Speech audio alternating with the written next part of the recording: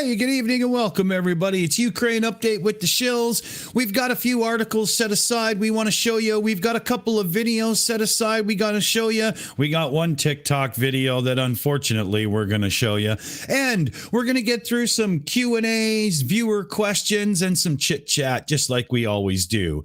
To start things off, we're going to turn it over to Operator Starsky. He's going to give us some headlines and get us caught up. Operator Starsky, take it away, buddy. Hi everyone, Operator Starsky here, sleepy but conscious, and today we have a bunch of news. Very interesting statements were made by Dmitry Medvedev. Dmitry Medvedev was an ex-president of Terror Russia, and currently he is a deputy chief of Security Council of this terrorist country. So he made those statements in a Russian social network called Vkontakte. Why? Because, of course, he would be banned big time for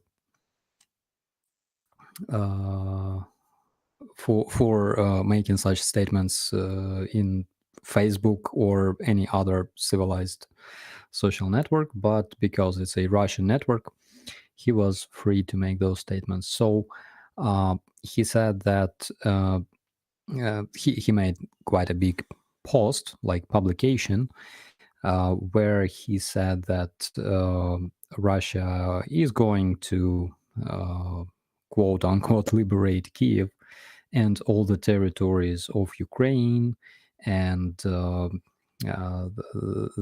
Rus will become great again. Will become powerful and invulnerable like 1,000 years ago, and after that, the Moscow will lead all the Slavic nations, and they basically want to return Soviet Union and Kievan Rus and everything else.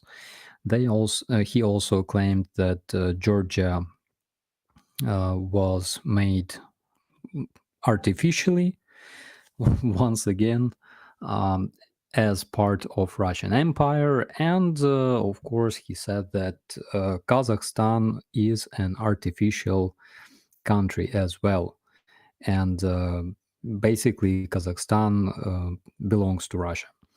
So I think it was like his response to the words of Kazakhstan's president that he doesn't support Russian aggression in Ukraine. But I would say that it's a very, very bad sign for people in Kazakhstan, because after such statements, they better prepare, because if Russia calls some lands their own, or that they belonged to Russia, it means that you gotta prepare, guys. That's a very bad sign. Also, today Russians have shelled the nuclear power plant in Zaporizhia region, the city of Energodar, and some very specific equipment was damaged. We're talking about the nitric and oxygen station, and basically it's another act of terrorism performed by Russian Federation, because they're using this Zaporizhian nuclear power plant as their nuclear shield, let's call it this way. And our president already made a statement regarding this. And Russia every day turns more and more into an analog of ISIS, in my opinion, becoming more and more terrorist state, using all kinds of measures to, be able to perform more and more terrorist actions and make more and more people suffer. Basically, why are they doing this? So, according to research of Ukrainian journalists, in this ideology of Russian world, Russian president promised basically that Russians can literally kill everybody, and they will not be responsible for this. And so they do, basically. The good news is that today 6 Russian ammunition storages were eliminated, and 2 Russian military bases were destroyed by Ukrainian artillery and aviation. Ukrainian aviation is very, very active at this point in southern Ukraine, which means that Russian anti-air measures don't work well as previously, and this means that basically a lot of them are already destroyed.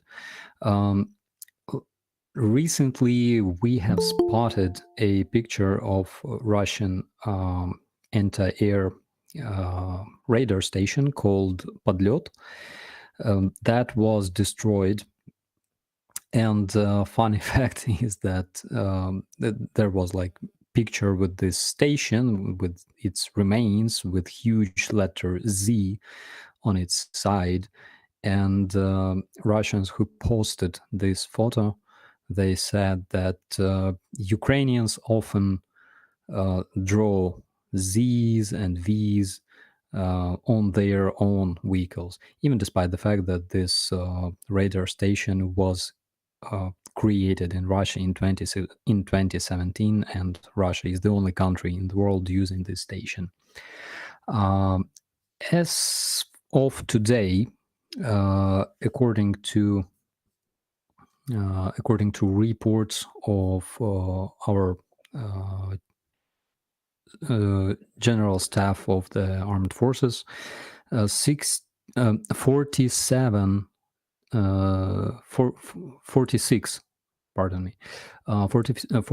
towns and villages were already deoccupied by Ukrainian troops in Kherson region, South Ukraine. It's where Ukrainians are preparing their massive counterattack in order to liberate Kherson and all of those regions from Russian occupiers. And another news is that researchers, or rather investigators of Bellingcat, today have identified the Russian soldier who castrated Ukrainian prisoner of war. And according to their investigation, his name is Ochursuge Mongush. He was born in 1993, and he was born in Tuva, Russia. He serves in a battalion called Akhmat, and basically this is a battalion of those notorious Kadyrovites. He was successfully identified because he has some very distinctive outfit, and because Kadyrovites are into making a lot of videos and TikToks and stuff like that, he was spotted in at least 5 videos made by those Kadyrovites. That's why he was successfully identified, and currently we know a lot of information about him. So those are main news of today. Before we transition into a couple of things here, Starsky, I did want to bring up, it was big news in my news circles because this is the kind of stuff I'm really interested in, but technology is my thing, and Anonymous announced and released a whole schwack of information. Have you heard any, musings or meanderings about any of it being useful to anybody yet? So yeah, they released a lot of information, and as far as I remember, one of the most useful pieces of this information is regarding those Russian spies that operate at this point in the Western countries. There's a huge database on as much as 400 Russian spies operating in the Europe and on the West, I mean Canada and the United States.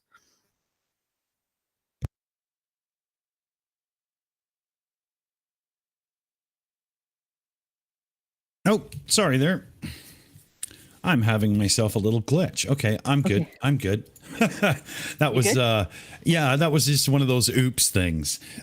Before we turn to some viewer questions, because we've already got some good ones, does anybody on the panel want to start with anything? If Aimee's ready, we can get a couple of crowd chats in and take it from there.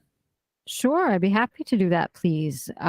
Sure, here we go. We've got some super chats we had a donation from NAFOCH, donated Canadian $6.72. They have a question. Do you know about the NAFO, the North Atlantic Fellas Organization, stalking, shitposting, and banning Russian fans and Vodniks on Twitter? I didn't know about them previously, but now I do. Yeah, it sounds like they're doing a great job. Excellent, excellent. There we go. Thank you. And then we have Andreas Plattner for €7.62 says, sending some support. Keep going, Starsky, my man. Thank you very much to the both of you. Thank you. All right, cool. And let's see here. Dave, was there any of the questions you wanted to get in, or should we turn to the panel here for a couple? Oh, nobody wants to hear from the panel. God. Let's get some questions in. So, Fred Thornbury, hello to you. Did anyone see the latest video on UATV? Himar's Global Tour 2022 coming to a Russian ammo dump near you. Nope, I didn't see it. Did anyone else see it? I did not. It's not ringing a bell with myself. Yeah, maybe you can look it up. Okay. Rodent, no last name. The first grain shipments arrived safely. Do you believe the Russians will continue to hold up their side of the agreement? We will see, hopefully, because I think that they were made an offer they couldn't refuse, so to say. I personally can't see them doing anything that's not in their best interest. And without that offer, would we be here, Starsky? Yeah, because I think, they were signing this agreement between Russia, Ukraine, and the United Nations. And because those ships are protected by United Nations, by other vessels, by Turkey, I think that they don't have like other other choice other than either let those ships reach their destination or literally start the third World War. Yeah. When your actions start affecting the actual feeding of other countries and stuff, and they also have armaments to step in, all of a sudden you have a situation that can flare fast. Yeah, Claire. Yes, oh, sorry, Starsky. Oh, no. Did you want to finish? Yeah. No. Go on, please. Oh, I had a question because I remember in the middle of July, here in the United States, they announced a huge amount of additional humanitarian relief that they were going to be sending, and yet we don't hear if it's making any difference. Like, I know that you say they are receiving some things, but it's been about 3 weeks. Is it still coming?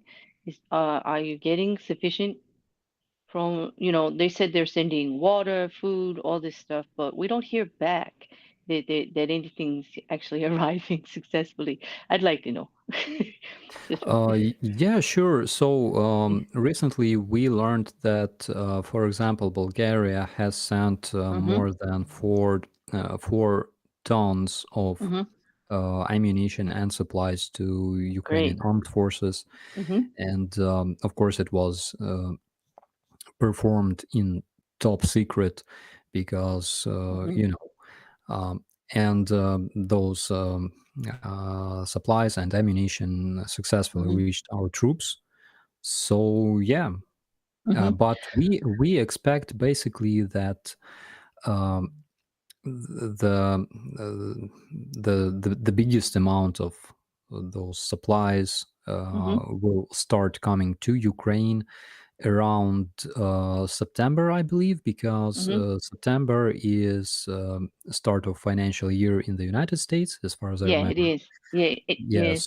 so basically that's where that's when the land lease will start working. Right.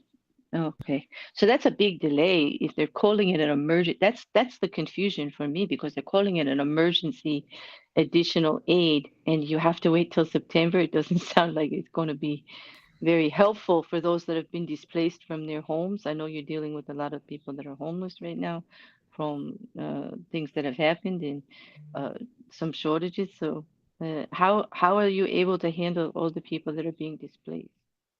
Right. Good question. Doing our best. I know. Basically, we're trying to bring them to safer regions. Of course, Mm-hmm. I wouldn't call Western Ukraine very safe at this Mm-hmm. point because still it's being hit by Russian missiles frequently. But yeah, but we're bringing Mm-hmm. those people there or into other regions, and our people are trying to do their best to help them. And I must say that foreign volunteers, foreign Mm-hmm. civilian volunteers, do great job helping those civilians and internal refugees. Yeah, oh, that's good. So the funding to to the civilian volunteers that's helping. I mean, I know there's a lot of direct funding coming in, that we can do right to those the smaller civilian organizations that are helping. That directly is helping them, like now. Yeah, Um, that's a good thing. Yeah. yeah, it's great because, for example, in Hostomel, I already met like maybe 20 different people from different Mm-hmm. organizations from countries like Mm-hmm. Ireland, United States, Canada, and other Mm-hmm. countries. And yeah, they all come It's a to good thing. help those refugees because in Hostomel, a lot of people lost their homes. Mm-hmm. For example, in the area around our base, a lot of buildings were destroyed, and Russians who were deployed in Hostomel, basically they took those houses, turned them into their barracks, and people had to go. So yeah, and of course those houses where those Russians were stationing, they were damaged pretty bad by both forces, by Ukrainian forces as well as Russian forces when they stormed the Hostomel during the first days. So yeah, they've lost their homes, and currently this Polish foundation uh, bought a lot of those modular houses, and those are being installed all over Irpin and Vorzel and Borodyanka and Bucha and Mm-hmm. everywhere. Wow. Well, thank you, because I know that I get that question a lot about where to send for the best direct relief. So that answers the question for me. Thank you very much.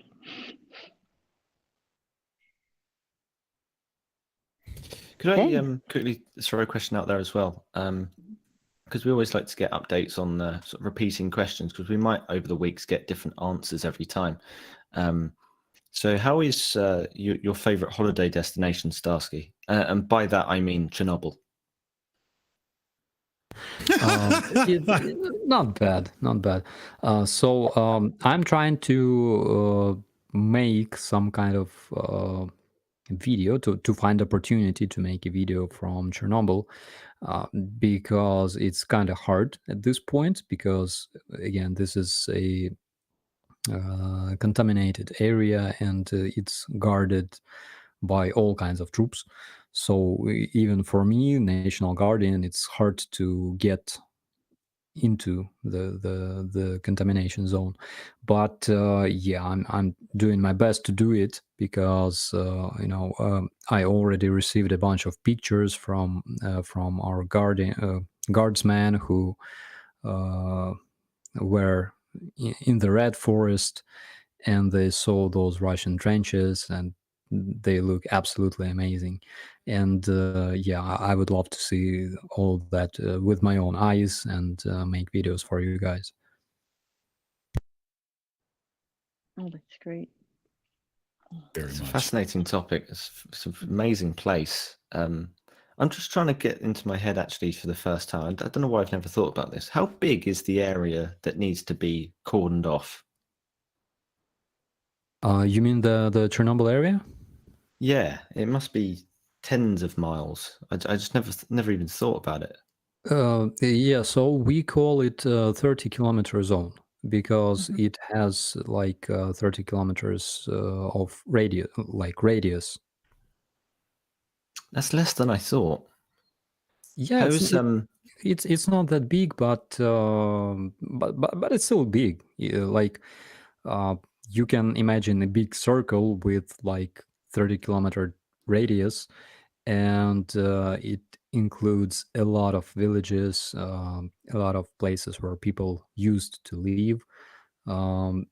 I think that as of today, the population of this area is still something like maybe 30, maybe 60 people. So there are still people living holy there. shit? Yeah. But luckily they don't live in. So it's not like this area is completely dirty. I mean radioactive. There are some spots that are pretty much clean. But still it's kind of dangerous. So for example, there's a village that is called, oh my god, Poliske. And this village is located not very far from this area, and it was okay. I mean, after the explosion on Chernobyl power plant, it was okay. It was the level of radiation was normal until 1996, like 10 years later, when the scientists decided to measure the level of radiation on the roofs. And it appeared that on the streets everything was okay, but the roofs were very, very radioactive, because Wow. yeah, because all the dust and stuff. Oh, you got no nature, no wildlife, no nothing stirring things up and making it work through. It's just sitting there, right? Yeah. So this town was evacuated 10 years later after the catastrophe, and currently this area, like I don't know as for today, but probably 2 years ago we've been there training with my guys actually, because Wow. yeah, because well, it doesn't hurt uh, too much, to Mhm. stay in that area for a couple of hours, of course. And this area is absolutely awesome for training things like urban combat. and things like that. Because we had such experience and we were able to train there. As a result, we were able to hold such towns like Rubizhne, like Severodonetsk for months. Nice. Yeah, and basically it's very nice. Actually, I have you know what? Let me just drop you a link. I think I have it somewhere here. Just give me a second, okay? Sure. I have a video from that. Starsky, you grab that link. We're going to bring Aimee in for a couple of super chats and shout outs and whatnot. And then I'll be able to get it up on the screen and we can go from there. So let's take it over to Aimee. Okay. Sure, please. Thank you. We've got some super chats here. We've got one from Level 70 for Canadian $6.99. He says, "Hi Starsky, does the Ukrainian government still expect to liberate Kherson sometime in September after the Russians sent more troops there?" So we've got that one. And then I'll just go on with Autistic Shills. They donated Canadian $25 and there was no message left. So if you have any questions or comments that you would like highlighted, please let us know and we'll make sure that they get read out. And then we have Samantha Williams for New Zealand, $20, says, "I've cracked it. What if you let Poland annex Ukraine temporarily? So then Russia would be attacking a NATO land? As we can see, I'm currently in the wrong profession. I should be a war general." Thank you so much, Samantha. And then we have Mackenzie Zobrist for $10, says, "Greetings from Oregon. Glad Grandpa Savkovich is doing well. Before February 24th, I never heard of Bandera. I watched a video by my Dumki and learned that he was a hero who fought Nazis and Soviets for the Ukrainian dream. Thank you so much, everyone. We appreciate it." Oh, Aimee, if you take a look, there was one last one that just snuck in. Yep. Okay. Was that the one from Mackenzie Zobrist? No. Oh, Okay. here it is. Well, then I don't have it. Right. Let me It's see. coming. Nope, it's coming. There it is. Okay. Is it from Der Uber Geek for There you $5 go. American? There you Thank go. you. Mhm. When Starsky trained at Chernobyl, did he find the golden sphere and get his wish? Awesome. That's brilliant. That's brilliant. Thank you so much, everyone. I have one from pre-show to get in as well. Yes, please. Samantha Williams had sent in a donation before we went live, and it was I just wanted to get, hold on. Oh, geez, I've tripped and fallen down the stairs. Oh, okay, hold on. Let me get back up and climb back up. Here I am. And I wanted to send love and support and share a quick story. There's a girl in one of the classes I work in who speaks Russian first and then English. And she saw my support Ukraine jumper and got super excited. Where is it? There's a second part. It got away from me. Said she loves Ukraine and is learning Ukrainian for her grandma who's from there. So when we're in class together, we practice speaking Ukrainian and confuse all the other kids. It's so nice. The spirit of Ukraine is everywhere. Much love. And I do believe it's in something I can't read, but I do believe it says Slava Ukraini. Yeah, nice. Thank you so much for all those commentaries. I'm trying to, we'll try to answer all of them. So as for Kherson, yes, we are still expecting that. Of course, we must, I'm not saying it's a state secret, but we must understand that dates may vary. Let's call it this way. Because sometimes they are not exactly the dates that we are saying for security reasons. As for Poland annexing Ukraine, it's a great idea, but unfortunately, I'm sure that Polish people will never want to annex Ukrainians because, we are a burden. We are a big, big burden for everybody who tries to annex us. As for Bandera, so it's a historical person. in Ukrainian history. I would say in Ukrainian/Polish history, because Ukrainians back then, well, it's just like a small explanation of this period in our history. Ukraine was under occupation by Soviet Union, by basically Russian communists. There were territories on the west of Ukraine that once belonged to Poland, and in the 30s, 40s, Poland was fighting with Ukraine for those territories. Soviet Union was fighting with Poland to be able to to control part of Poland.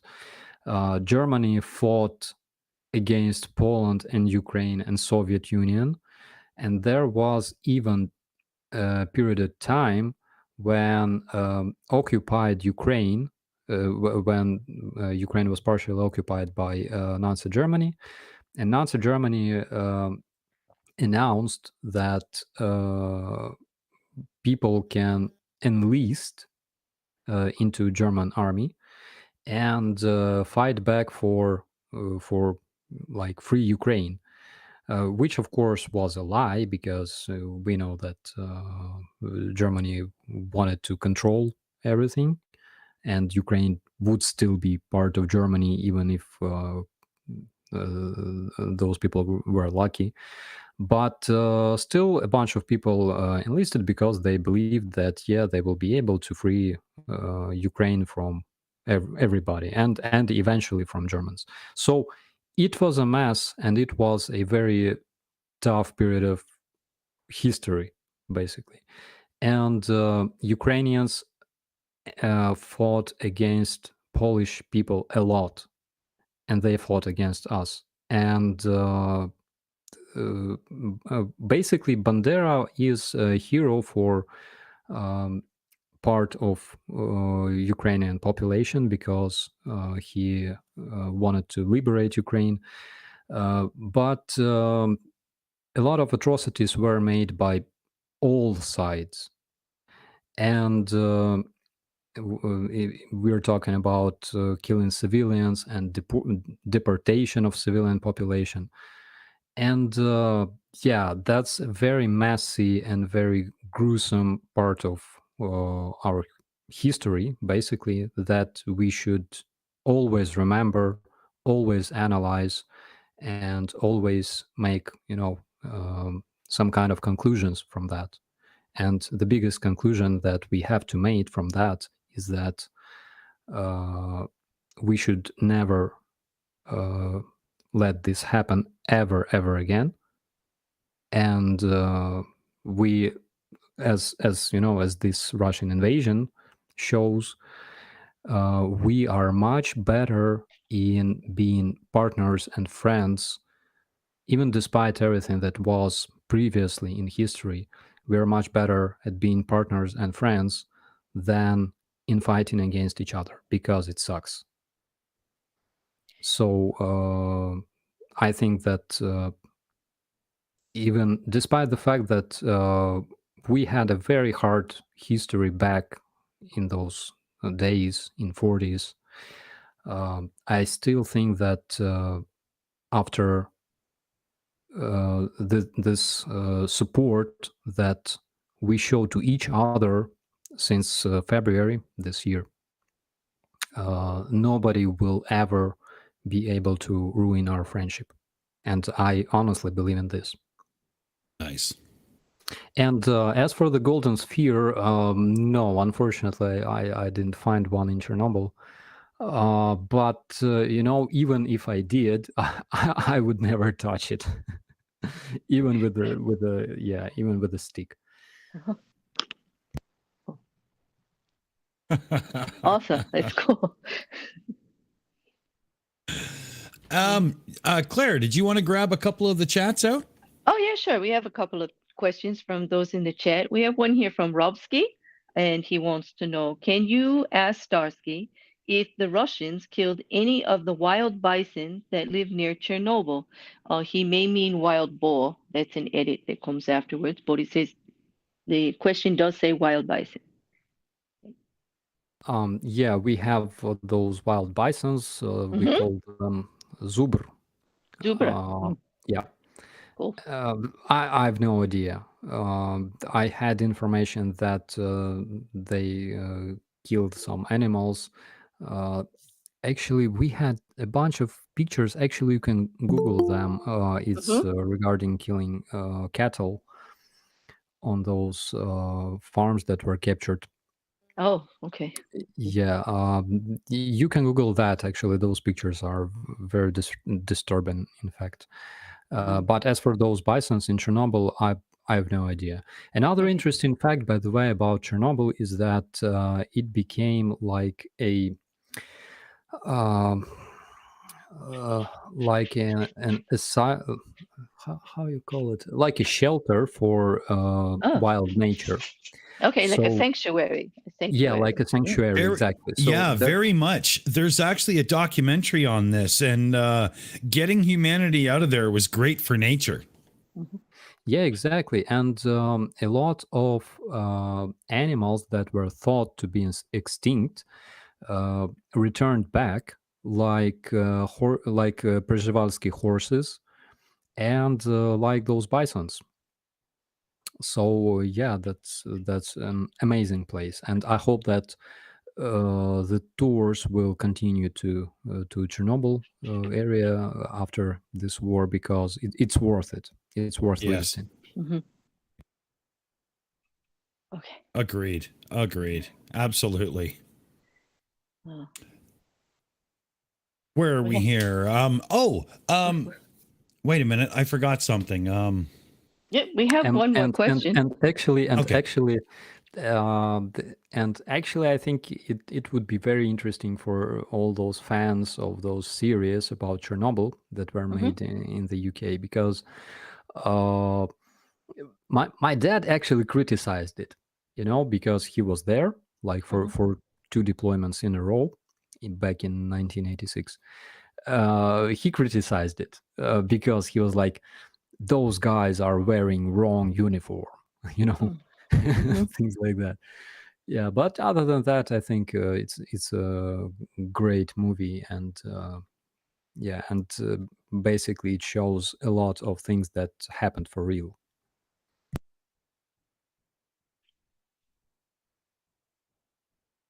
Now, Starsky, we had a video queued up you wanted to show. Should we get to that? Yeah, sure. So that's my brigade having a training in that town of Poliska that I told you about. Yeah, it was evacuated 10 years after this Chernobyl catastrophe. Okay.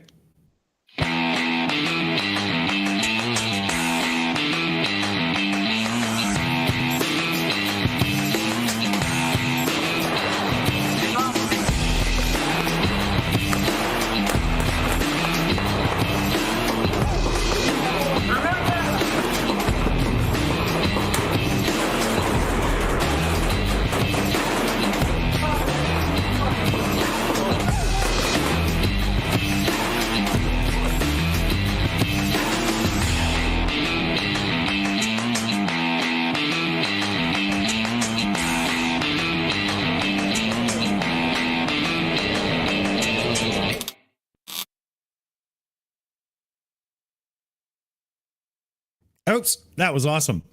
That was a good for share. Yeah, absolutely. So our guys were using those so-called miles systems that were brought to us by our friends from the United States. And what it does, basically, you have a lot of sensors on your helmet, on your vest, and you have those laser sensors attached to your rifle. So when you shoot a blank round, This sensor sends an impulse, basically a laser beam, and when the receiving sensor receives this beam, means you're like either wounded or dead. And we had like teams like Blue 4, like Op 4, and they were kind of fighting each other in the urban area, and it was great. It was great. So our guys gained a lot of experience from that, and basically, I think we were using those since 2016. So yeah, well, I know that, for example, in the United States, those American soldiers are training constantly with those systems because they're very efficient, and they are using a bit more advanced ones than us. But yeah, those were great. Very cool. The I like the way it was all put together. It damn near told the story. It was good editing too. Dave, you want to bring in a question or two there? Are you on hand and ready? Yeah, sure. So you've got one from Mary Tyson, who asks, do you believe, this is actually for both Starsky and Dick, I believe, do you believe that the Canada government is doing less for the Ukrainian army? I suppose that could be interpreted in two ways. So less than other countries or less than what Canada is capable of. Okay, Dave, sorry, Starsky, but Dave, can you ask that one more time? Because I actually did get up to refill my glass of tea from the kettle there, and I only caught half of it because I didn't have my speakers loud enough. Oh, yeah, sure. Should we boo Dick Dawson from the Shills? Quick vote, everyone. No, I was just asking, do you believe that the Canadian government is doing less for the Ukrainian army? I cannot judge on my level, but I believe that they're doing a lot, and they were helping a lot, especially during the first days of invasion. They were showing great political support to Ukrainian people, and I cannot say that some countries are doing more or less than other countries, especially on my level. If I can address that, in the beginning, Canada jumped up pretty good. For the size of our country, we do not have the economics of a few other nations. I mean, we're kind of sparsely populated, and that does result in, less government tax dollars to throw around. That's just how it is. I think we're getting a little bit of criticism over this turbine issue. That's a tough one. We've addressed it before, Starsky, and it's hard for the Canadian populace, due to the people that we are, to say, well, fuck Russia. And it doesn't matter if Germany and some other European countries have a hard time heating their homes this winter. I mean, we're stuck in a bad one there. But there's a news report. I actually had it ready here. If I can bring it up. I almost had it. There we go. And Canadian and the Brits are getting together, and we're sending a bunch of people over to help with training and whatnot. And don't read that the wrong way, people. We're not talking about training as if the Ukrainians don't know how to fight. This has everything to do with making sure that gear that's being sent by NATO countries is going to be operated properly, because, not everybody has experience, right, yeah. Starsky? Yes, also it's about this unifier. It's a training military mission that is conducted here in Ukraine by Canadian servicemen, and they were training Ukrainian troops for like years already. And we worked together with them last year and year before, and yeah, they're doing a great job in sharing their knowledge and experience and supporting our troops overall. So yeah, they are our big friends, and I hope that we will see them soon in Ukraine. Oh yeah, and I mean, if anybody's ever proven that Ukrainians and Canadians are friends, I think we've done a pretty good job, right, buddy? Yeah, true. I remember that I didn't drink so much beer even with Americans as I did with Canadians. So, and Americans are tough to drink with. I mean, Oh my yeah, God. yeah, exactly. You know, but Canadians, I mean, we drink 12 beers just so we're ready to get dressed to go to the bar. I mean, that's what we do. Yeah. I am already sleeping, and the guys are like, "So let's go to another pub." I'm like, "Oh my God!" So yeah, Yeah, but yes, I liked where the conversation led because that's what cool people do. Let's see, we've got a couple of shout outs. Amy's doing the swelter. It hit 34°C, and she lives on the East Coast with the humidity and all. She must be dying. I'm dying. It's in my house right now that it's 34°C. It's disgusting. Oh. So that's why if you hear a fan in the background, sorry everyone, I can't turn it off or I'll die.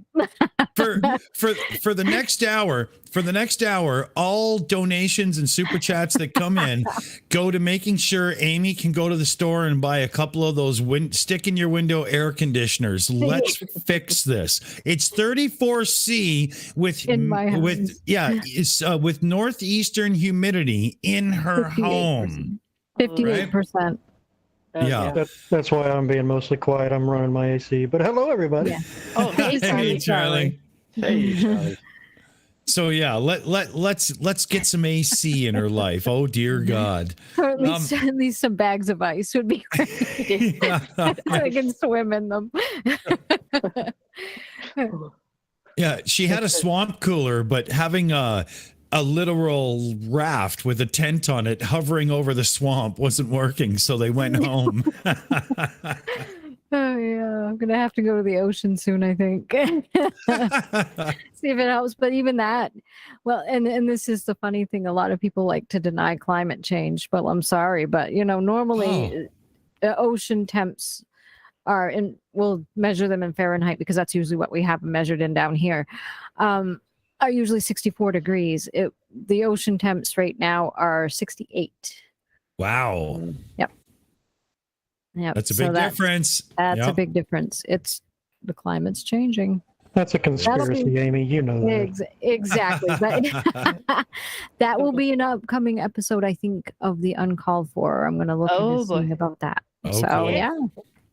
All for it. Thank you. So I think that would be fun. Watch out for the new revamped Uncalled For on Sundays on our channel. Amy and her right-hand partner here, Claire, are really taking that in a good direction. So check that show out. Thank you. They're just not ready, are they, Amy? I don't think so.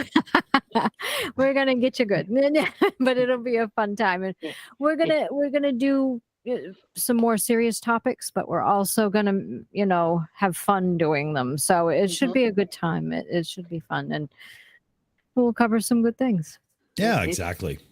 Dave, did we have any more questions we want to get caught up on before we get Starsky to a little bit more of a personal angle on things? Yeah, sure. So I'm going in order chronologically. AK Croat 74 says, "What band songs are you listening to these days to keep you tough as metal?" Oh my God. Let me see. Discarnate, of course. Discarnate is a band from the UK, and it kicks ass. And recently I started listening to old bands like Iron Maiden, Marilyn Manson. By the way, Marilyn Manson. Beautiful people. Yeah, especially earlier days, Marilyn, where the guitar mix was so goddamn huge, right, Starsky? When like the guitars sound like they're, you know, bigger than the Who live. It's unbelievable. Yeah, and by the way, my favorite album is the Hollywood. Oh, there you go. All right. Yeah, it's Ah. absolutely. I mean, I know that a lot of people are fans of Against All Gods and things like that, and Antichrist Superstar and stuff. But I like Hollywood because I don't know, it's kind of more. It touches feelings. Yeah, I saw Marilyn Manson with Rob Zombie when I was like 16. I almost died. Yeah, Must have been yeah. something. yeah, but Marilyn Manson and Rob Zombie at the same concert, that's a lot of fucking low E pedal toning guitar. You know, I mean, like if you were to do a bathroom and fucking, you know, smoke a joint and sneak a Mickey run in between the sets, would you have known the band changed if you didn't open your eyes? I wouldn't have. I was in an altered state anyway. Yeah, I'm being a bit of a clown here, but you know, guitar players and stuff will know what I mean. I'm so envious, guys. I mean, you live in this like almost in the same like area with those artists. I mean, Marilyn Manson has been to Kiev like once, I believe, like 10 years ago. Or something like that. Starsky, you being a metal guy and stuff, I never thought about that angle. You have had serious limited access, maybe to the media itself, but definitely to the musicians and the live.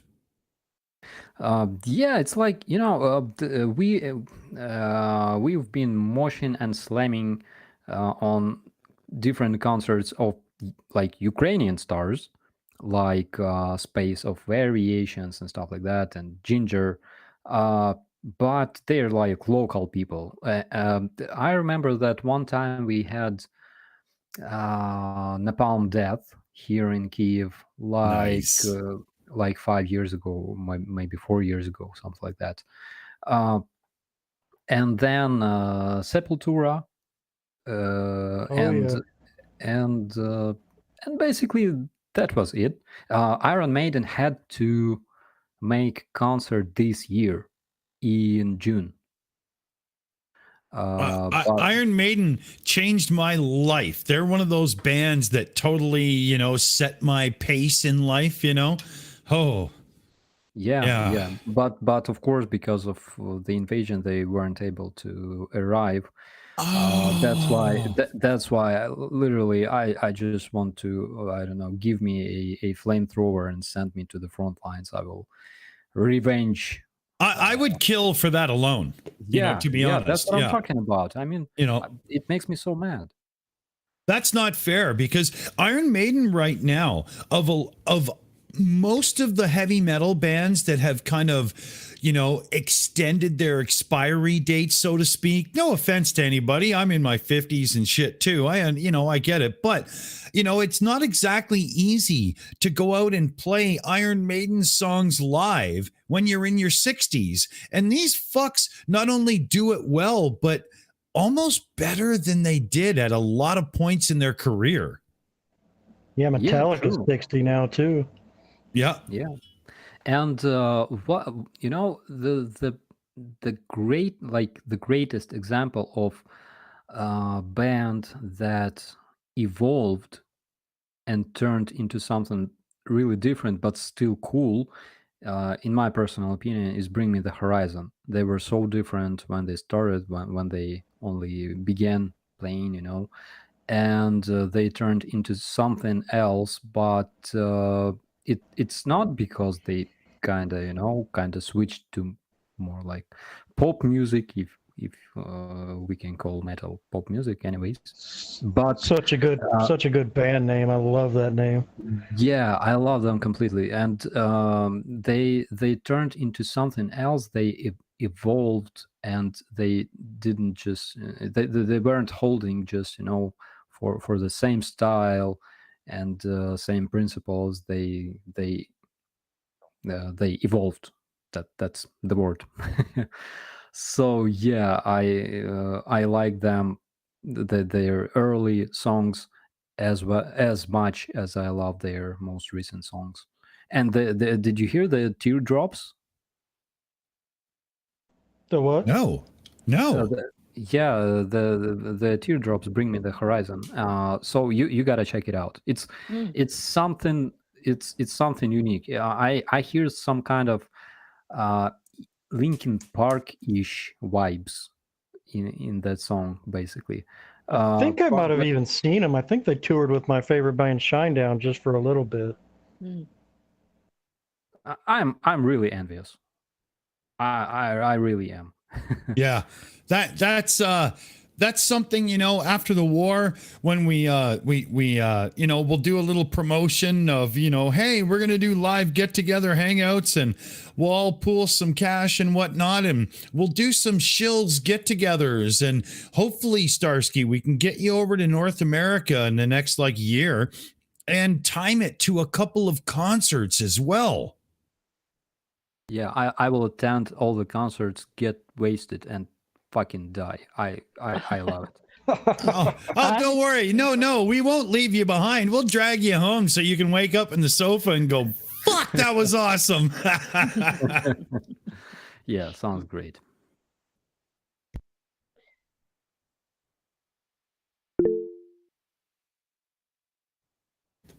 And I think that Claire wants to say something.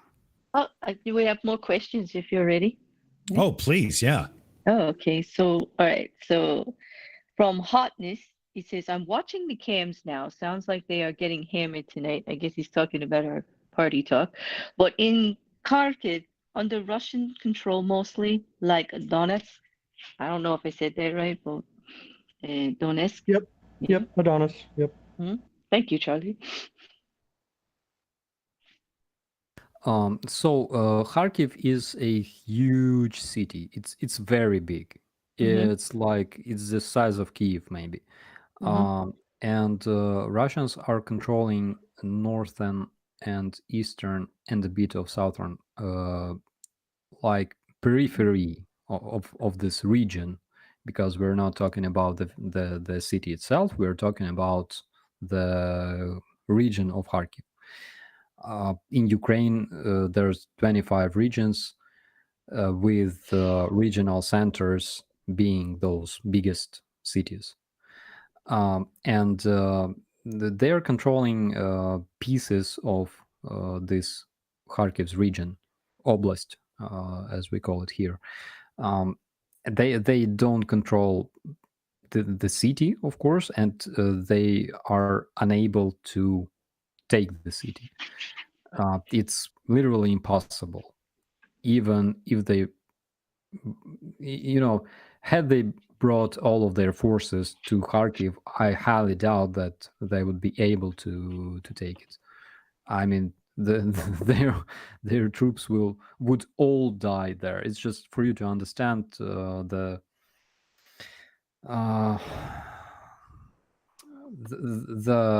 level, okay, of Ukraine being occupied. So Russians have occupied a bunch of villages and towns, including town of Mariupol, town of Kherson, even despite the fact that Kherson is a regional center, but it's a town. It's a very small, like it's a small city. They didn't manage to take any major city. Donetsk and Luhansk were taken in 2014, 8 years ago. Nothing changed.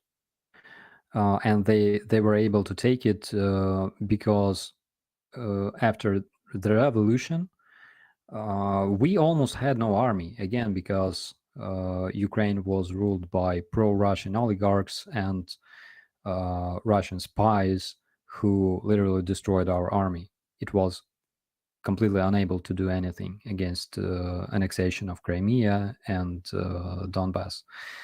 And even despite that fact, we were probably like by the end of 2014, before those Minsk negotiations, we were almost able to fight those territories back, except Crimea, unfortunately. And then we had those negotiations in 2014, I guess. And basically they started, taking pieces of the so-called gray or uncontrolled territory and occupying them. So that's the situation.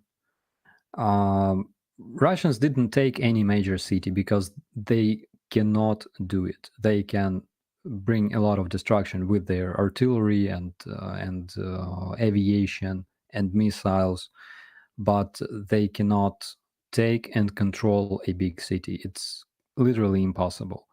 They cannot do it even with one major city, and they attempted to take a bunch of them, like Kyiv, Chernihiv, Sumy, Kharkiv, Mykolaiv, and Zaporizhia, and Dnipro.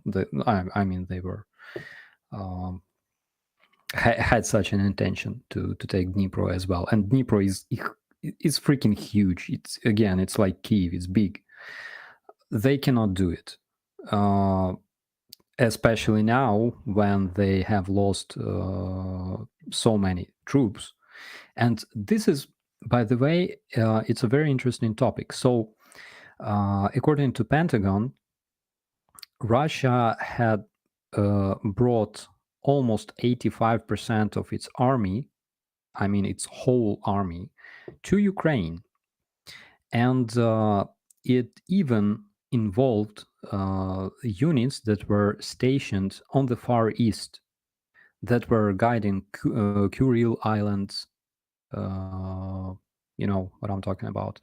And they were dislocated all over the territory of Russia. And we already found patches on the front lines, the patches that belonged to eliminated Russians who served on the Far East, like Kuril Islands, like Vladivostok, and Vladivostok is much closer to Canada than it is to Ukraine, actually.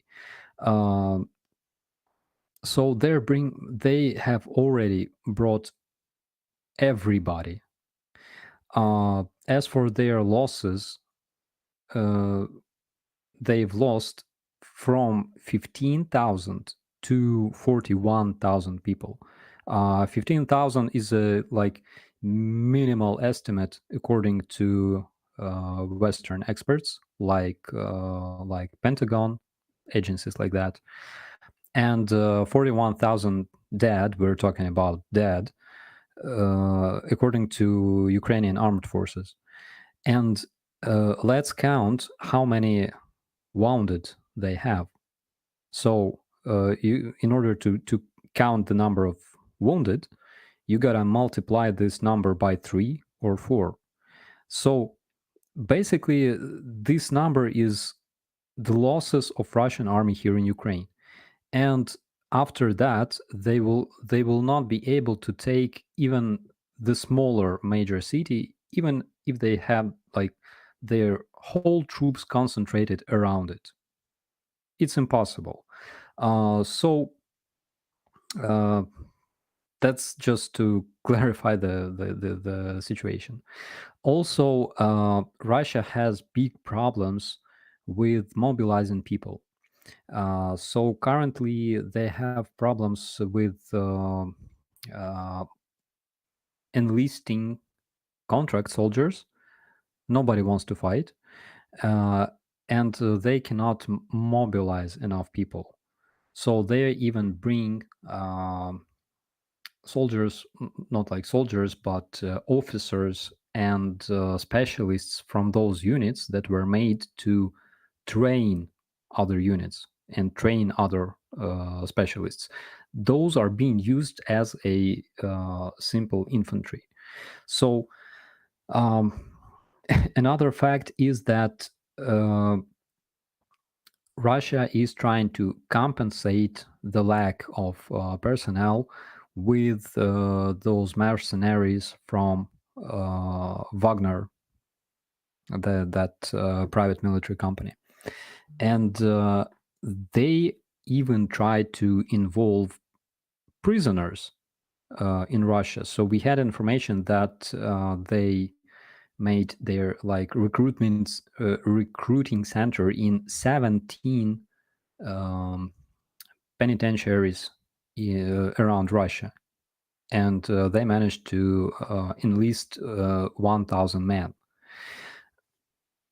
And they also have a lot of problems with their vehicles, because they have to switch their modern tanks that were destroyed in Ukraine by older tanks like T-62, maybe older, maybe sometime in the future we will see them using those T-34, the tanks from the World War II era, you know. And according to different estimates, Russia have already lost 1/3 of its tanks in Ukraine, which is a lot, because Russia had most tanks in Europe. And even despite the fact that they still have a lot of supplies of ammunition for their artillery, there's two big problems. First of all, Ukraine now has weapons that can destroy those ammunition storages, no matter how far they are from the front lines. And the further they are from the front lines, the harder it is to deliver them to the front lines. Basically, it requires additional vehicles, additional men, additional fuel, and of course the resource for those artillery systems. So people who still believe that Ukraine is losing, they should literally restart their brain, forget everything they learned from Russian propaganda, and simply check facts. Because until today, Russia didn't manage to get any major city in Ukraine, and they will not, because it's impossible. They need like 1 million army, army of 1 million men. Yeah. We've seen the response of civilians in Ukraine. Recently, there was a video, I wish I had it queued up right now, of a grandpa guy who was previous military, tried to re-enlist, and he had a grenade launcher, and he took a few dudes out and whatnot, and then got some support. And I mean, you know, we're not dealing with your average people that just, you know, buy the movie script, cower in their homes, and wait to get their asses kicked. We're dealing with people who step right up and say, fuck you. Yeah, exactly. And this is the way Ukrainians do business, basically. So they will not be able to, like, you know, from military point of view, in order to take a city guarded by 100,000 men, you need to bring 300,000 men, at least. At least, according to the dumbest field manuals. Yeah, because the defenders are situated. That's where they're from. They know the terrain, the whole 9 yards. The attackers have to have acceptable losses built into the equation to even try, right? Yeah, of course, Russians use their other measures efficiently in order to compensate the lack of their troops.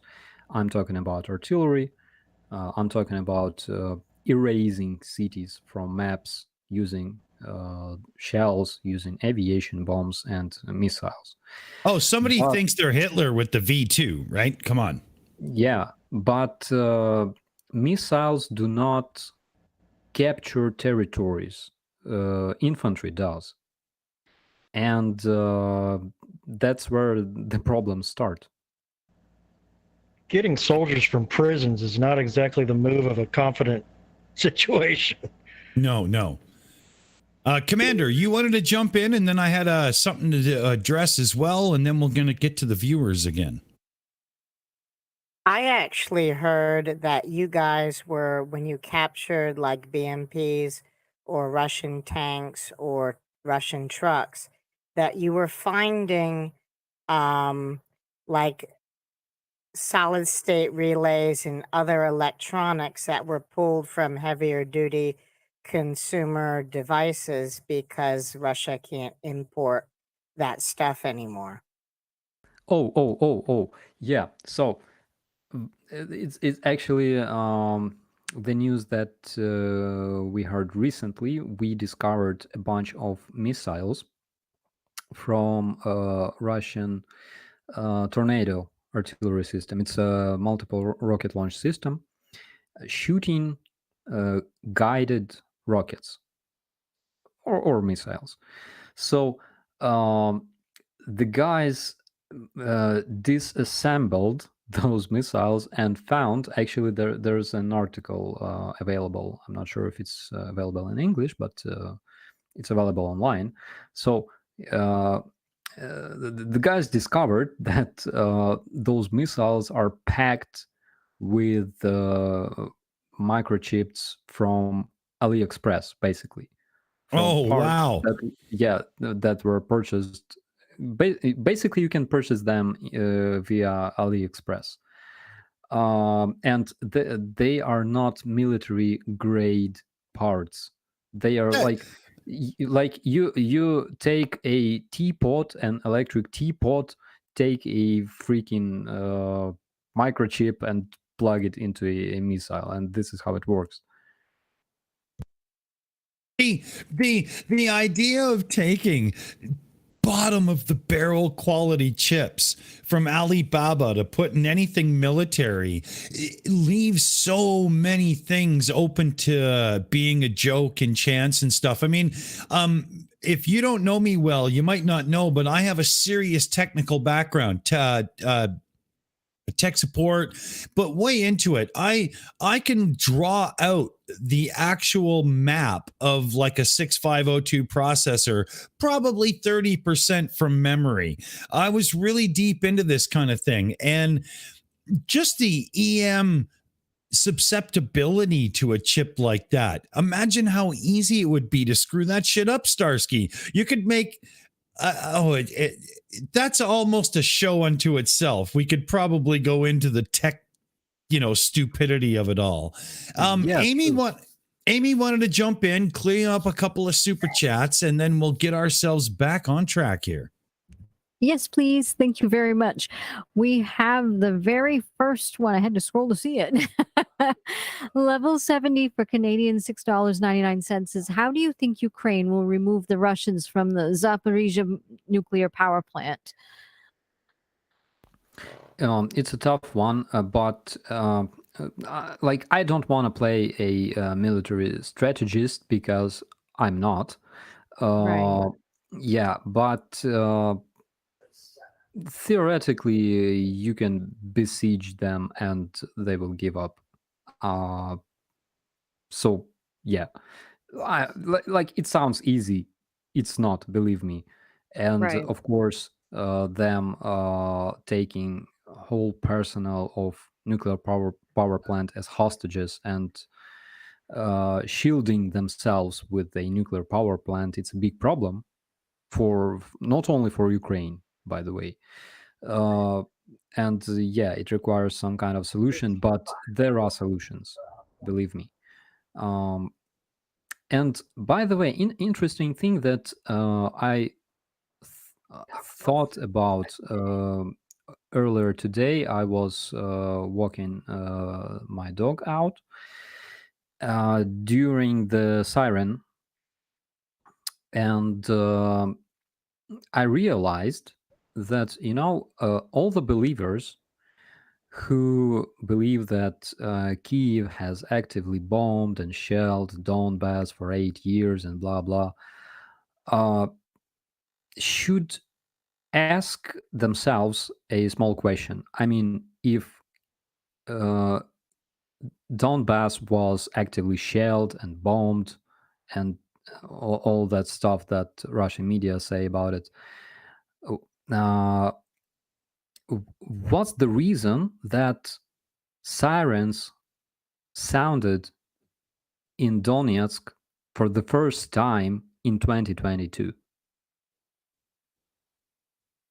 There's literally no video existing anywhere, and I checked that about those sirens playing in Donetsk or Luhansk since 2014. There's none.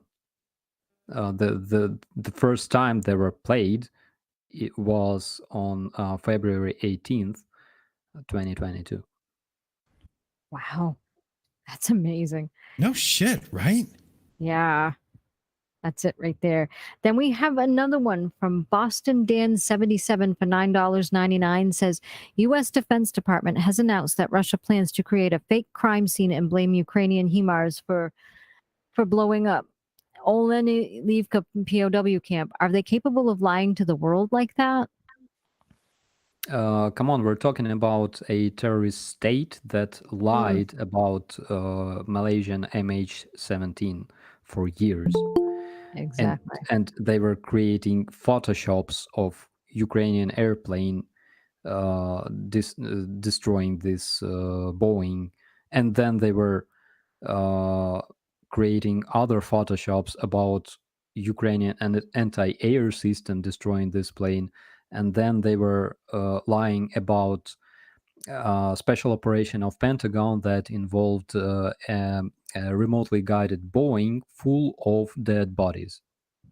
Wow. And things like that. We're talking about a statewide terrorist organization that is specialist of lying. So yeah, they can lie about that as well, of course. Absolutely. Starsky, the history of lies coming out of that country goes back to we're going to free the serfs. Oh, wait a minute. You owe us everything. And even still, we're going to control your lives, to the point where that action in and of itself was the fire underneath Tolstoy to become a writer. Yeah, true. The history of lies actually comes from not that it originates from Bolsheviks.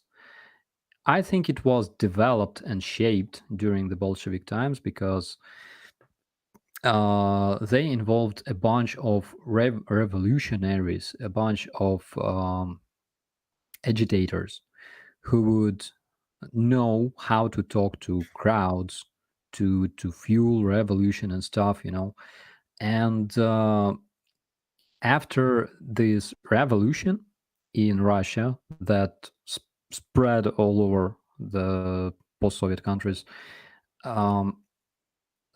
basically Stalin ordered to kill those specialists because they were dangerous for Soviet Union, because they were very, very good liars. But I think that the origins of this propaganda in Russia basically, I think it comes from the times when Moscovia was protectorate of Golden Horde. That's Starsky, that is a very good piece of history to nail it down to the style of the modern era where the lies are complete control and an overarching grab of everything and everyone. Yeah.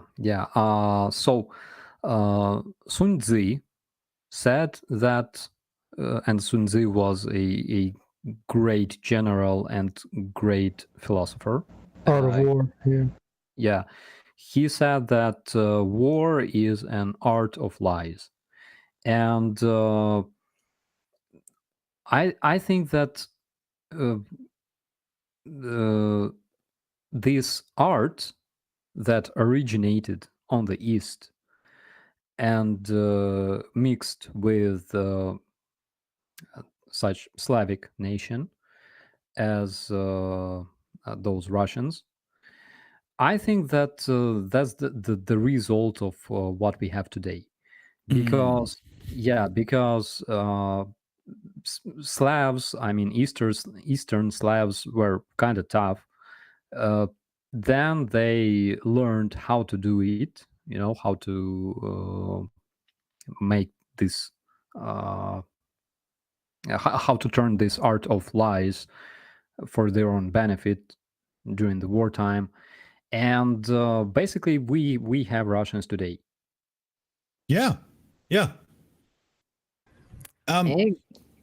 Yeah, we got it. Aimee, you want to take it over there and keep us going? But that was worth the pause, wasn't it? Yes, it was. That was brilliant. Thank you.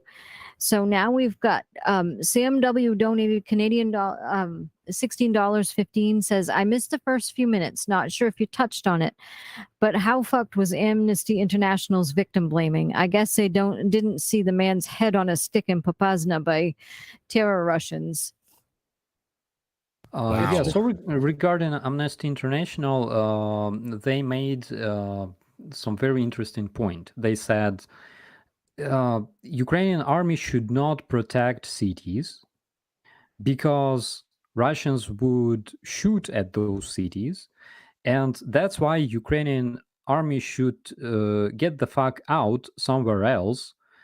And oh my god, I mean, it's so fucking stupid that I don't even know how to comment this. It's so weird. It's like, weren't they saying just, you shouldn't be setting up bases near people's houses? I mean, like, we're fucking protecting those houses because if we move out, somebody else would move in, right? Yeah, pretty much. Oh my god! I mean, people who never served and never even, was interested in, that's a long story. I mean, Amnesty International is a. It's a bit like if we go back to World War II, when Britain had the Home Guard, for example. So everyone who couldn't go out to war on the continent stayed home. So all the old people or the people that were too young stayed at home and fought the Germans at home. So that led to a very popular show called Dad's Army that came forward and sort of made fun at the Home Guard. But it's roughly the same thing. I mean, obviously, it's got more firepower, but it's like in the medieval times. I think that probably Amnesty International thinks like this. There's two armies. They should line up against each other somewhere in the field, bring horsemen, archers, and fucking kill each other, It doesn't work this way. I mean, okay, armies aside. Okay, how about who's rolling the dice here? What the hell? No, I'm just kidding. Yeah, armies aside. How about a fucking police? I mean, a part of what Russia is doing is they are literally claiming that you are Russian people. Like they believe those people are to be Russian. Yeah, like same with Kazakhstan. Same with Kazakhstan, same with Georgia, same with Chechnya, same with, I don't know, Poland, Lithuania, and other countries. And let's not forget about Alaska, guys. We had a map sent in by Ugly German Truths, who's like, hey, here's a map that really, accompanies what Starsky's talking about right now. You'll see it on the screen there. I'll leave it up as we're chatting here because You know, it definitely fits in. But Aimee has 3 or so more supers we should let her get to. Otherwise, you know, people getting in trouble, and it ain't going to be me. Mama's going to come in. All right. We've got one for Samantha Williams for New Zealand, $10. What's the probability that a new part of the contract Russians sign for deployment includes a type of car their families have to buy to replace them when they die? It's an interesting one. By the way, Samantha, I will reply to your email. I remember about it. I just literally have no time to do it yet.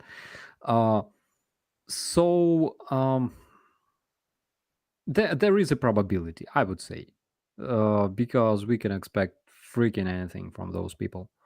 Mm-hmm. Exactly. Then we have one from Donnyboy73 for Canadian $5. Says, thanks for the great report, Starsky. Check your PayPal. Just sent you beer money.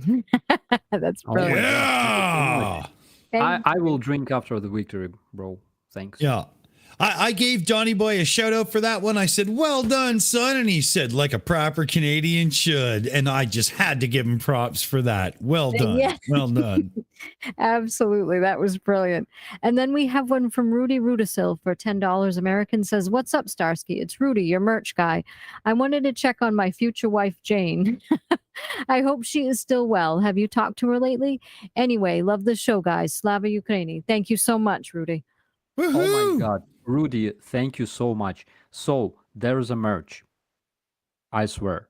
Rudy made this merch for supporting my channel, but everything.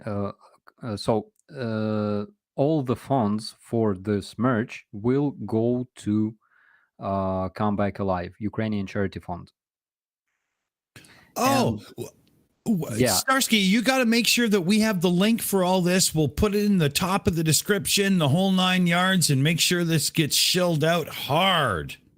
I have it, and I will send it to you in like 3 minutes. Email me at our usual contact point there, okay? Yeah, sure. That'll be awesome, because I got to make sure that's in there. And I must say that Rudy made a very nice job developing those that merch. There's a bunch of t-shirts and stuff like hats that I would wear myself, I swear. And yeah, I'm gonna find this link and send it right to you in just a second. Cool. Awesome. Way to go, Rudy. Rudy's not on a train to nowhere. Tell me you know that. Come on, please don't leave me hanging.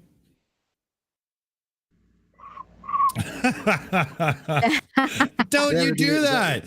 That means you don't know Supertramp, and I'll be sad. Yes. So the link is in the chat. Yeah. All right, cool. The thing is that I promised to advertise this merch. And I feel really sorry because, he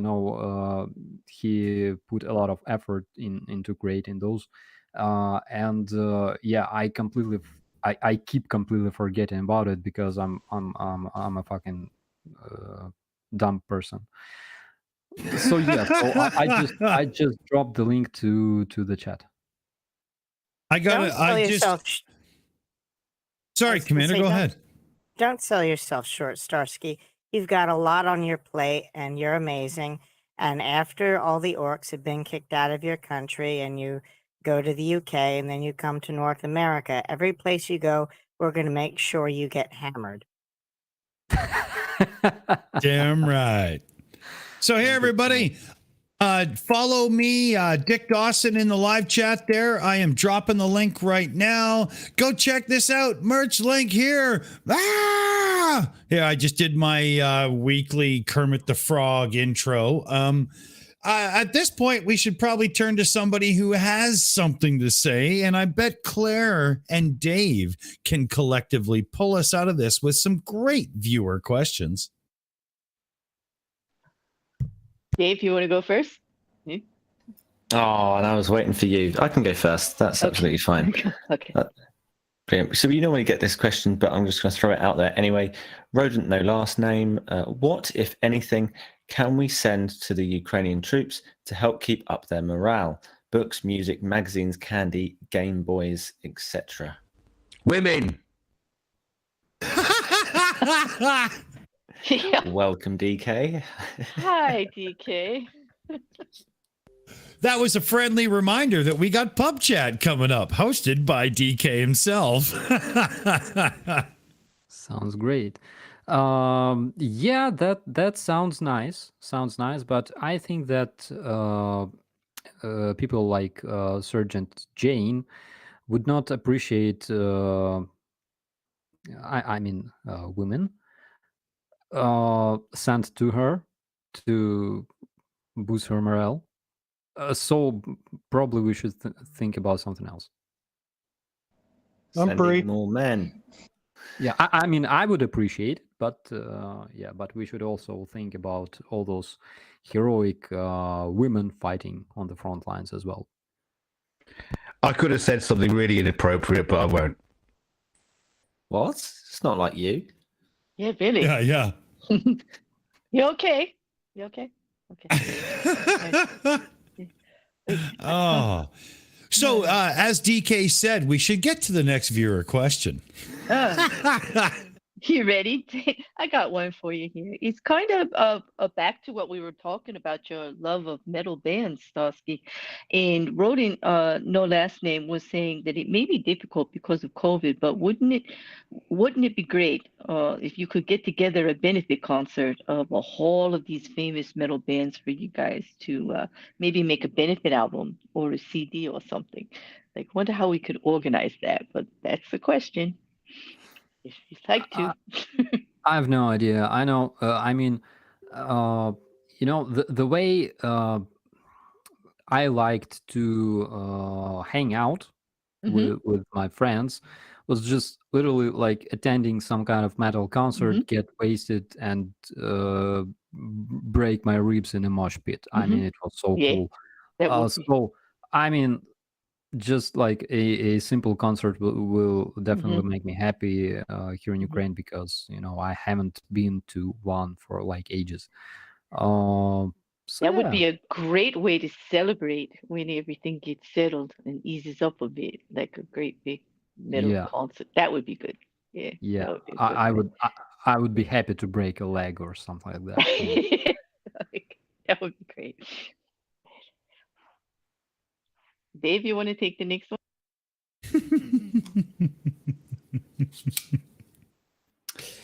Candy, I was just changing my earpiece there. Just about got that in time.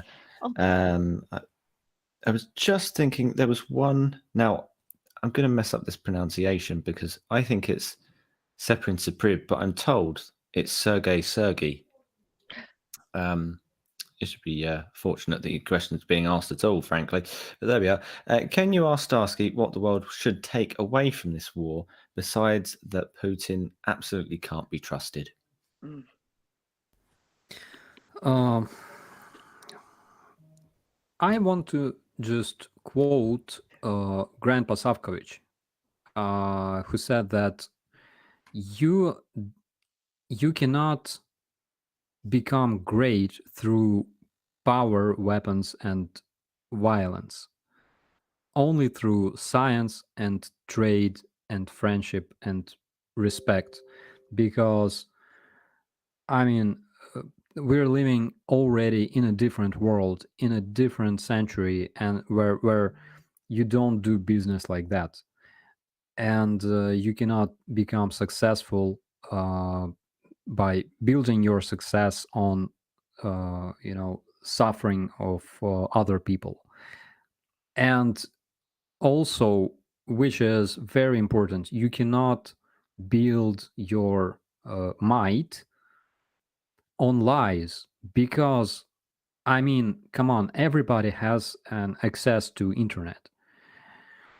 And another thing is that it's like the opposite side of the previous statement, is that literally everybody has access to internet, and you can mess up big time everything. I mean, you can even convince some people that the Earth is flat. Okay, and by the way, I met one of my friends recently who said that Russians actually have huge flat earthers community, and Wow. he said, dude, don't even fucking try to watch it, because if you do, you will literally start to believe in it. He Starsky, said, yeah. Starsky, we have an angle here. We as a group have some experience with flat Earth debunking. Oh dear God, do we ever? And if we were able to bring some flat Earth videos from your neck of the woods over to the Shills when we're doing some of the other shows, and have yourself say, help us translate it, we have an angle that few others do. You have no idea how much I'm risking my psychological health here, but I will help. Yes, I do. I literally every Sunday we do a show on the Shills. For the first year and a half, Saturday. For the first year and a half, every Saturday was a flat Earth show. And we've brought in research people to help, because after 3 months of having to spend 3 or 4 hours looking at flat Earth content and going, yeah, this would be, something we can rip apart scientifically, but still laugh and have fun with and whatnot, and judging it to make sure it fits in the show, you will go insane to the point where you're pouring beer into a baby bottle so you can suck the nipple under the covers at 2 p.m. watching Mr. Rogers reruns. It will happen. Yeah, we have a saying here. Point number 1, you can drink tea on your job.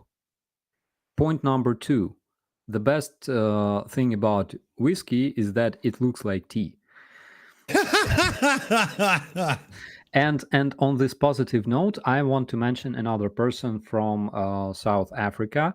Her name is Janine, and she's Rudy's colleague. Actually, again, I promised to advertise it, but I completely forgot about it. So she also has a merch store, and I'm already dropping a link into the chat, so people can find something for them there as well. All right. Yeah. I think the more the better. Okay, what? How do I spell out her name for the drop in the chat? Let me type it. Yeah. Okay, perfect. So I'll do copy. Yeah, because people already Google for this merch, and they already they're finding the merch in Google without even any announcements. Oh, that's or cool. advertisement. Yeah, and That's cool. Yeah, literally, I don't really care about receiving any income from that, because I'm a Oh, military that's just person. shout outs. Yeah, exactly. Yeah, Right. but they can help people who require this help a lot. We have a merch thing we're about to do coming up, Starsky. Here, let me trigger the gag first, right? So some of you may know, some of you may not know, but we'll send it out to fucking Putin and the goddamn tiger he rides. But here's the grubby.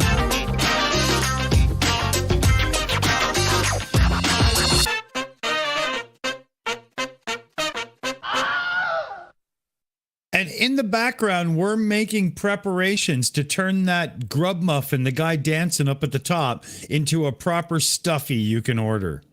Coming soon. We'll do like a limited run of the first one and send it off to humanitarian relief for Ukraine and whatnot. And, maybe we'll do a little special thing, like on his belt, the buckle will be the Ukraine flag or something, That'd be cool. I mean, who wouldn't want a stuffy grubby, really? Yeah, Yeah. I can't wait. Like, I want my grubby right now, right, Amy? You know, holy I shit. want my grubby back. I do too. I so want a grubby so bad. I know. Be amazing.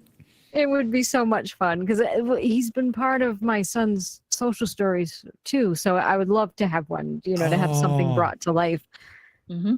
Another gag, Amy, would be we'll send one over to Starsky, and Starsky every now and then when he's shooting a video of something can just hide him in the background sitting there. It would be an Easter egg. That would be brilliant. Yeah, yeah. Find the grubby. Yeah, exactly. You can have him appear for all the bad things that are happening, the bad news stories. Can we have one? You know they have on SpaceX on the command modules, they have stuffies inside those that they call them like gravity meters. It would be great if you could get one in one of those one day. That would be great for the flat earthers. That would be cool too. How about if everybody who buys one just sends us grubbies from around the world? Just like we could do grubby stories. Cool. Oh yeah. You know. Oh, we could invent little, you know, stories about why he's there and stuff on the spot and do like you know, oh wow. Okay, that's pretty cool. Yeah, that's a elf, good elf idea. on the shelf. It can be grubby on the stubby. Yes, it would be a lot like Flat Stanley. I don't know if anybody remembers him. He went all over the world and everybody would, you know, yeah. that would be kind of cool too, to have a silly grubby and grubby on a stubby, like Grubby on a said. Oh, you know, we could do it as a series of videos where we would all get together on a meets for like 7 or 8 minutes, and we'd take that picture and we would just make up a BS story on how Grubby got to be there and what he's doing on the spot and put it up on the channel. That's what we do for the photos, right? Oh, like one That of would be those things where perfect. everybody like just says a sentence and you just continue the story around Yes. and it gets weirder and weirder as it goes. Yeah. I'm Right? in. That, oh, we got to do this, right? And Starsky, what we're going to do is we'll get your people's merch in on this too, and we'll do it on the channels, right? Sounds great. Yeah, it'll be fun. It'll be fun as hell. Plus, it'll give us a reason to have a group meets in the background and fuck around like idiots and then just cut and paste the good parts and make something out of it, because it is actually fun to do. We have a member shout, Amy. Do you see that? We have a member shout. I love the username too. Oh, Amy might be busy. She could be parenting. Yep. Yeah, sorry, I was chasing the. No worries. Sorry, Yep. we do have a member shout out. Let me see if I can get that. That should be right in the Discord, and it is Little Dickens 2. Welcome to Shill Apprentice. Thank you so much. Welcome to the family. Thank you very much. Welcome. Awesome. Now, Thank you. looking at the time, we've got pub chat set for 10 minutes after the hour. And DK, are you all set in the background and so on and so forth? We can just transition over. Everything good? I've got a few things to set up in between the shows, but well, if my audio is not right, I've got to sort that out as well. But we'll see. What Yeah, happens. a lot of pop and crackle. It sounds like you got CPU banging in the background. Maybe Mr. Emmy Award is doing another render. For those that don't know, DKG actually has an Emmy Award for visual effects artist, man. No shit.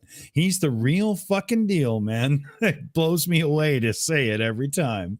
But maybe, Amy, we should secure ourselves into a roundtable wrap up. And then I know Starsky's got an early morning, but maybe he's got 15, 20 minutes to say hi on Pub Chat After Show before he goes. Maybe that sounds like a plan. We should get right around the room and see who's with us. All right. I am going to start with Fallacy Dave. Dave, what are your thoughts on this evening so far? Always great to get an update. I didn't have an opportunity to throw in. It wasn't right at any moment to throw in this information, but I've just been starting to read up on philosophy, and I'm trying to understand the differences between East and the West and how they view things internally and externally, and they're two competing ideologies. Maybe I'll have a few interesting questions next week which may or may not be on the Thursday or the Friday. We haven't yet decided, but hopefully I can better understand where these disagreements between these two, what would be the word? Pedagogies. Hate that word. Can't even say that word. Where those two disagree, and hopefully we have a better understanding of the war as a result. Exactly. That sounds wonderful. Thank you so much, Dave. And next up, we have Commander 401. Commander, what are your thoughts on this evening? This evening was excellent. I was a bit quiet because I didn't have much to say. I want to apologize, though, for the last week when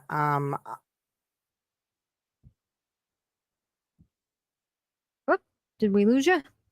Maybe. Okay. Muted. Yeah. no, you didn't lose There we me. go. When I had asked if you guys were, sharing what you learn about deprogramming, I meant the specific hard cases, and I didn't mean it the way it came out, because you guys are awesome. Thank you. And Slava Ukraini. Thank you so much. Appreciate it. Thank you. And next up, we have Charlie Wells. Charlie, what are your thoughts on the evening? Sorry I was late. Trying to cool down in the Amazon rainforest. I wish we could talk more music with Starsky. I really do. That's all. Awesome. Thank you so much. And I agree. It's been so hot. It's yuck. It's gross. So thank you so much, Charlie. And next up, we have Claire Bear. Claire, what are your thoughts on this evening? I think it was great.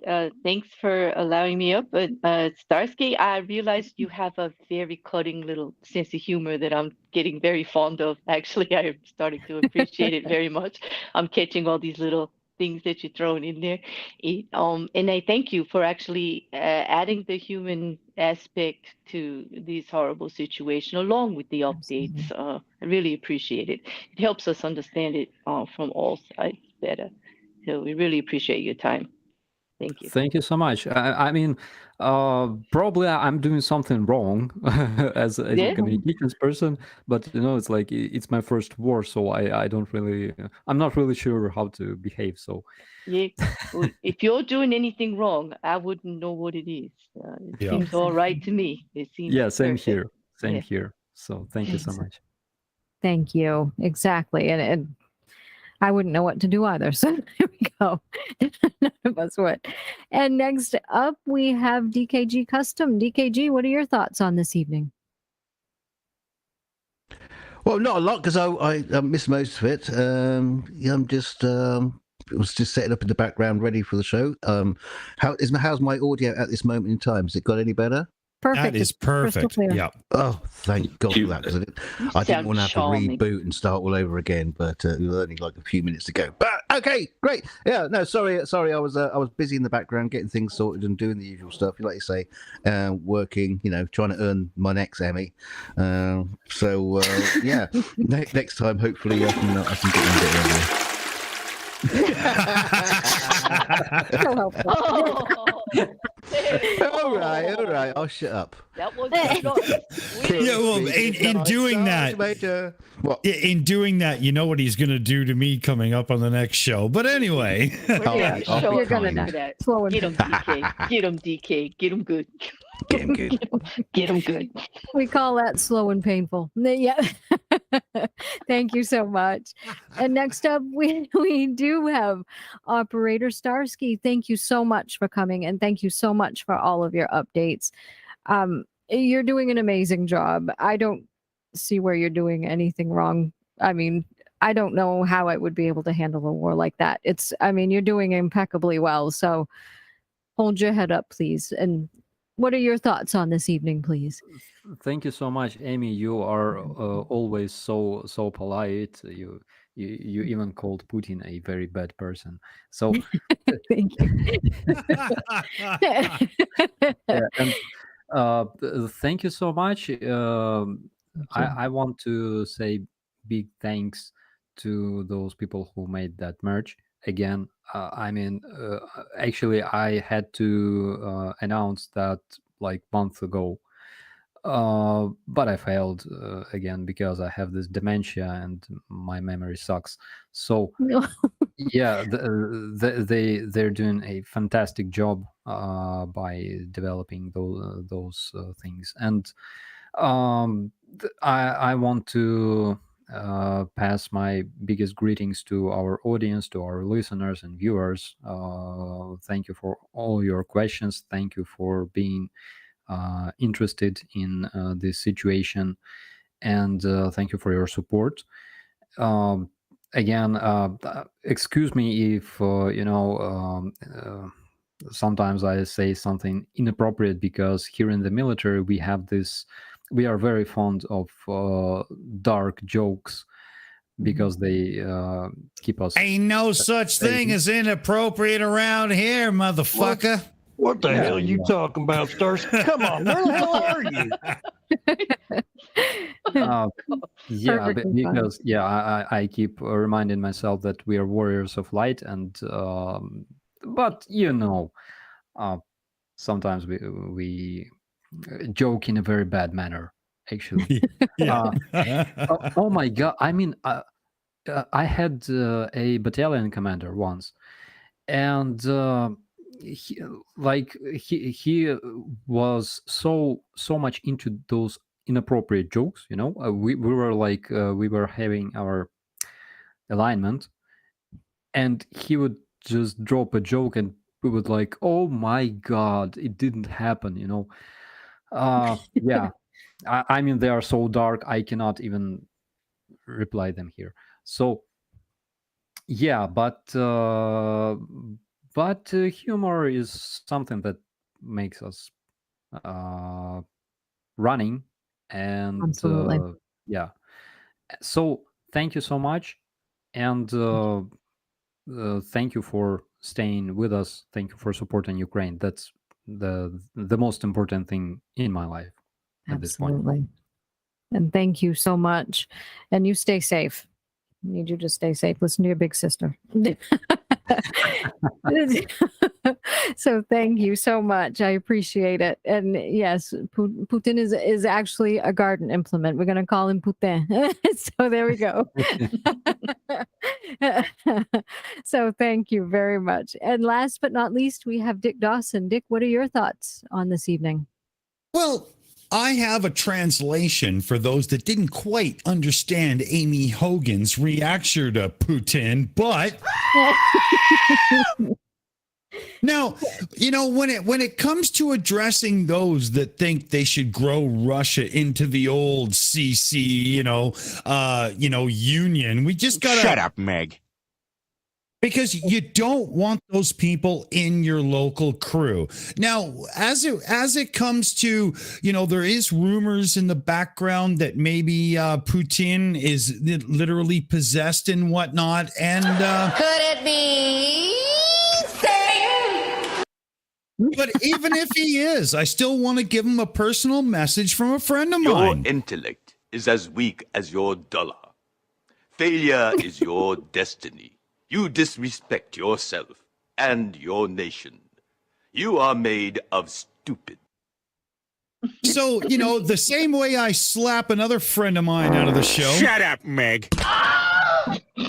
I want to give Putin the big old fucking grubby dance, bitch. Thank you.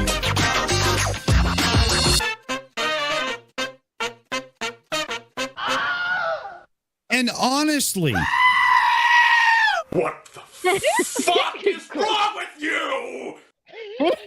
and on that note, I do Awesome. believe that I think I have wrapped up my notes for the night. Aimee, how you feeling? Wow. Oh my goodness, that was brilliant. Thank you so much for that. Yes, thank you. It was a great evening. It was great to hear all the updates. Hopefully we'll be hearing more good news as time goes on. Hopefully we'll be hearing of Putin not being anymore.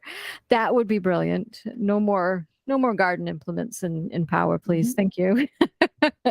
So I want to thank everyone in the panel for coming. Thank you so much. You always make this a great show. You always have great insights. You always have great questions. And So thank you for that very much. And I want to thank everyone in the chat for coming as well. Thank you for all of your support. Thank you for all of your great questions, and all of your support for Ukraine and everything. And so thank you very much. And I hope we all have a great evening. Stay safe, everyone. Slava Ukraini! Bye, all. Slava. Yeah. And remember, if you didn't hear it from here, you didn't hear it from Starsky, and that makes him circumspect. So get over here and listen to the horse's mouth. Let's say goodnight, everybody. Get out of here. Good night. Good night. Good night.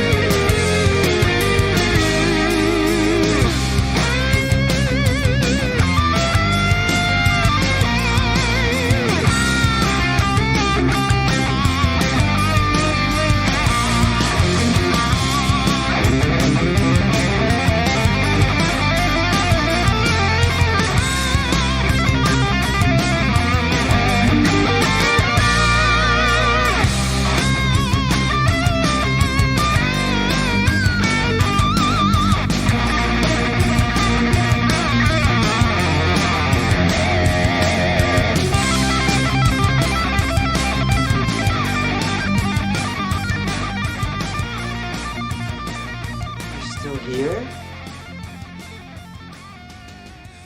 It's over. Go home.